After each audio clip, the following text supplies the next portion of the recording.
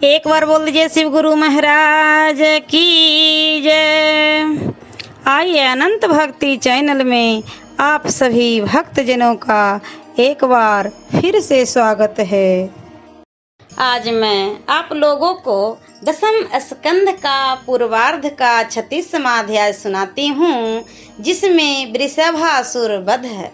श्री सुखदेव जी बोले, हे महाराज, एक दिन श्री कृष्ण बलराम संध्या समय गौ चराकर जब वन से लौटते हुए घर को आ रहे थे, उसी समय एक बड़ा बलवान असुर उनकी गौओं में आ मिला, जिसे देखते ही सब गायें इधर उधर फैल गई। ग्वाल बाल भी दौड़कर वहां आए जहां सबके पीछे कृष्ण बलराम चले आते थे। तब उनको इस प्रकार लौटा देख श्री कृष्ण जी ने पूछा, अहो तुम लोग पीछे क्यों आ रहे हो? उन्होंने कहा, महाराज, गौओं के आगे एक बहुत बड़ा बैल खड़ा है, जिससे गौएं तो भयभीत हो ही गई। हम सब भी उससे भयभीत होकर भाग आए। श्री कृष्ण जी ने कहा, अच्छा तुम लोग डरो मत, वह बैल नहीं राक्षस है, वह नीच तुम्हें नहीं हमें मारने आया है। ऐसा कह भगवान श्री कृष्ण जी आगे बढ़कर देखे, पर्वताकार रूप धारण किए वह गौओं के आगे खड़ा था। कृष्ण जी उसके पास चले गए और कहा, अरे कपट बेसी राक्षस, तू मेरे निकट आ। अरे दुष्ट, तू दूसरों के भय क्यों दिखाता है? मैं ही काल रूप गोविंद हूँ।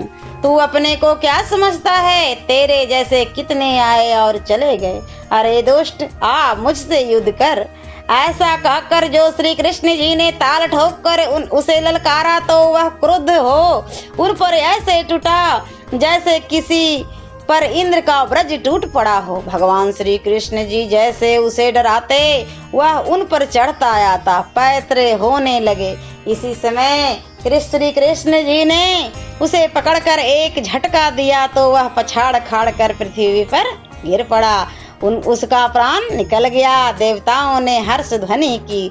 श्री कृष्ण जी सबको साथ ले गौओं सहित घर आए। राधा ने कहा, गो रूप वृषभ को मारकर तुमने पाप किया है, अतः तीर्थ स्नान करो। श्री कृष्ण जी ने कहा, मैं सब तीर्थों को ब्रज में ही बुला लेता हूँ। ऐसा कह उन्होंने गोवर्धन के निकट आकर एक बड़ा कुंड खोदवाया, जिसमें सशरीर सभी तीर्थों ने आकर वास किया, अर्थात अपना जल डाला। फिर सब श्री कृष्ण जी को प्रणाम कर अपने स्थान को गए। कृष्ण जी उसमें स्नान कर बाहर आए।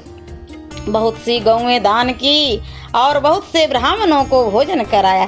तब उस कुंड का नाम राधा कुंड पड़ा।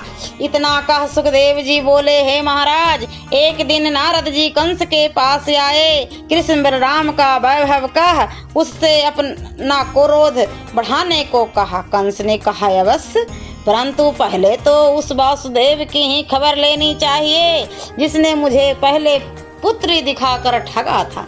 अतः उसने वासुदेव को बुलाकर रस्सियों में बंधवा कृष्ण जी के होने का वृतांत पूछा।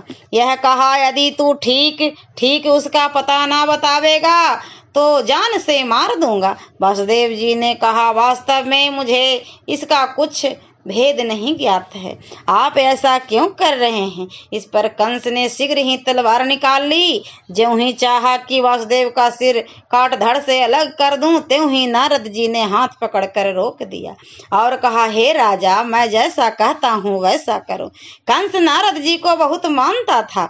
उससे नारद जी ने कहा, कृष्ण बलराम को यहाँ बुलाओ, फिर जैसे काम बने वैसा उपाय करो। कंस समझ गया। नारद जी अपने लोक को चले गए। कंस ने वासुदेव देवकी को हथकड़ी बेड़ी पहनाकर एक कोठरी में बंद कर दिया। फिर केसी नामक राक्षस को बुलाकर कहा, जाओ कृष्ण बलराम को मारकर ले आओ।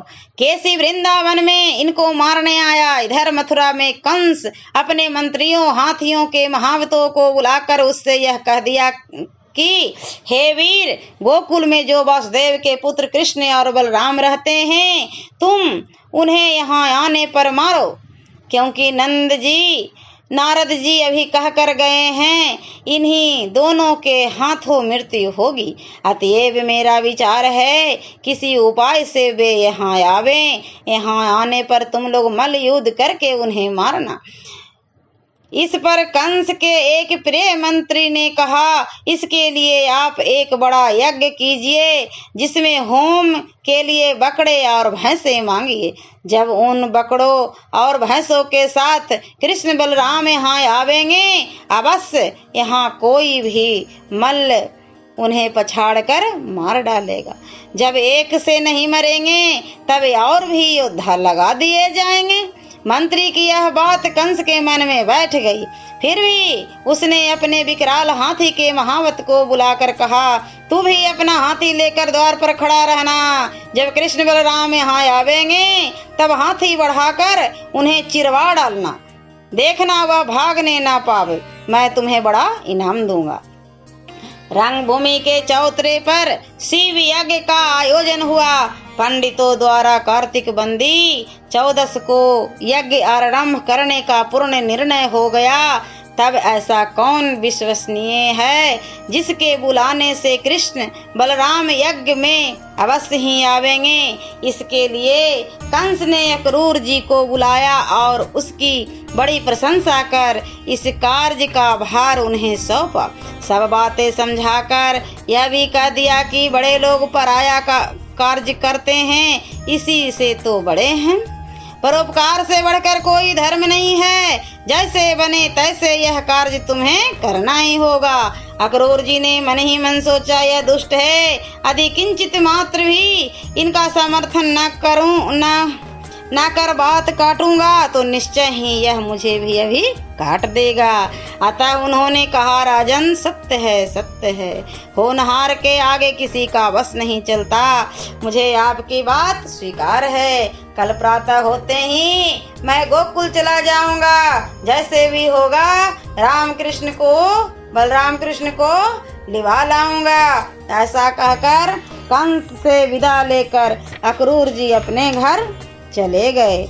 ओम नमो भगवते वासुदेवाय नमः।